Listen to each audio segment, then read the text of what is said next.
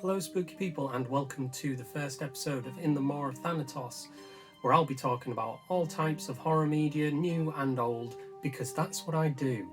So it's my birthday month and I've decided to start the channel with a film that comes from the year of my birth. Today I'll be reviewing the 1983 slasher classic Sleepaway Camp.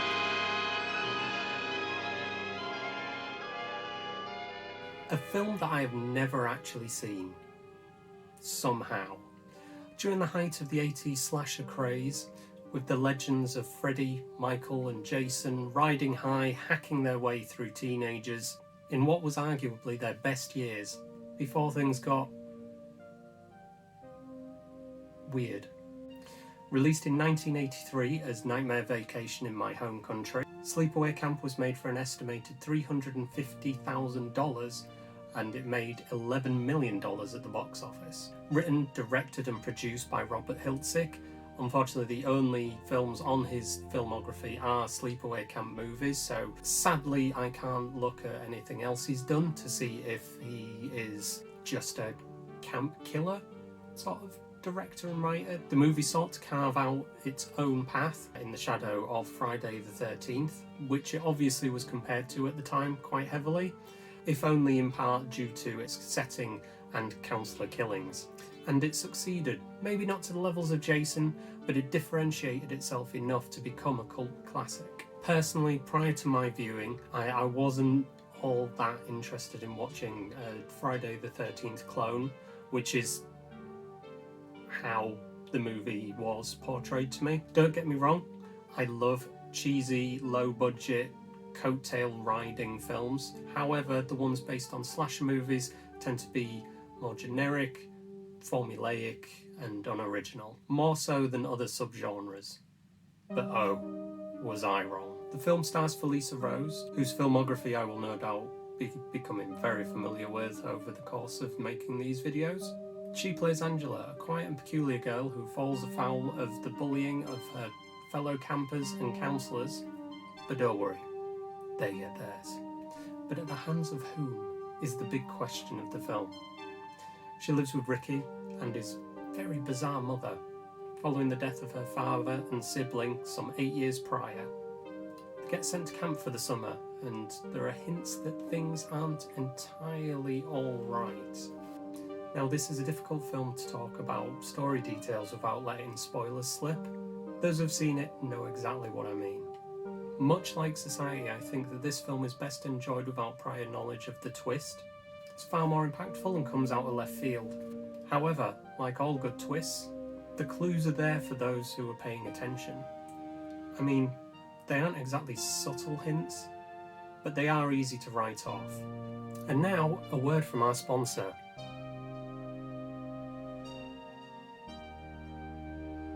No, we don't have a sponsor? Not even Raid Shadow Legends? God damn it. Back to the review. The kills. Those that do Angela wrong are bumped off by an unknown culprit, and some of the deaths/maimings range from good to meh to... well, let's just talk about Meg. By the way, for those of you who don't know, the name is Meg. M-E-G. Meg is a counsellor at Camp Arawak and is a main instigator in the bullying of Angela. And she dies whilst getting ready for a date with the camp's owner. Look, can we move this along, please? Whatever floats your boat, I guess. The killer stabs Meg in the back through the shower wall and then moves the knife slowly down her body. And Meg does nothing other than scream. Meg doesn't try to run, she just screams and lets it happen.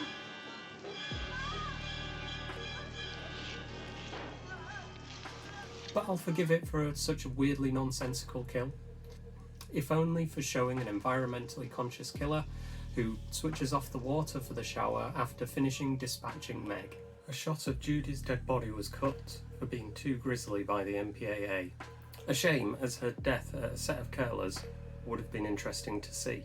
Growing up, I was always obsessed with special effects, to the point where I regularly watched a video of a documentary that I'd taped off TV about special makeup effects and prosthetics. Speaking of which, The effects in this movie are top notch.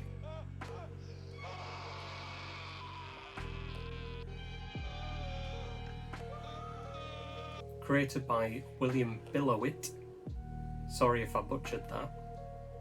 This was unfortunately the only film that he worked on in that capacity. But his work looks great, so it's a shame. Especially the moustache of Frank the Cop, played by Alan Breton, again, sorry for killing the name, who foolishly decided to shave his moustache off partway through filming. If you thought the Superman moustache removal was seamless, you haven't seen anything yet. Jokes aside, top marks go to the special effects. I know I've mentioned Jason more than a couple of times, but it is hard to talk about camp horror without mentioning the big guy at least once, or twice, or 15 times. Unlike in Jason movies, in this film, anyone is fair game. With one caveat. They have to have wronged Angela in some way. And a big no-no on Jason's list is killing kids, which this film does, much to my surprise. And then I remembered I was watching an 80s movie and kids are fair game. I did have to think back based on the rule of the film that they have to have wronged Angela before they can get killed as to what they did in order to end up on the kill list. And there is an earlier scene where they do pick on Angela in a roundabout way. The film is quintessentially 80s. The hair, the clothes, I mean, those crop tops. Guys, we need to discuss the crop tops. The camp is full of interesting and, for the 80s, pretty well-rounded characters. From the owner of the camp who just wants things to run smoothly, to the actually caring counsellors, which is strange, to the creepy cook, and the bitchy girls who just have it in for Angela. This isn't a standard slicer and dicer, which I never thought I would say. Full of boobs, butts, and irritating characters that you're just pleading for the killer to hurry up and get rid of, so you never have to listen to them again. It is not an hour and a half of titillation and rooting for the bad guys to just off everyone, like the big boys became in later films, where you're just waiting for Jason to kill yet another person, or Michael to get rid of whoever, or Freddy just to do a one-liner and murder someone else. Don't get me wrong, I do love those films, but it's nice to have a change. Rather, it's a game of who will wrong Angela next and feel the wrath of the camp's killer. Finally, would I recommend watching Sleepaway Camp? Most definitely. It may not be the best film or the scariest, but what is these days anyway? But it really does deserve its cult status, and I regret not watching it sooner.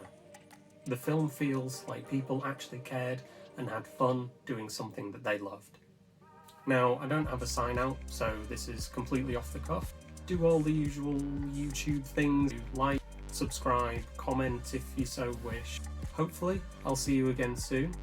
Keep an eye out for my next video. I'll try and get another one up this month. I don't know what my schedule's going to be as of yet, whether I do weekly, monthly, bi-monthly, I don't know. It depends on time and whether I actually watch anything worth talking about, which I hope I will. Thank you for watching. Take care of yourselves and stay spooky. Good night. Good night.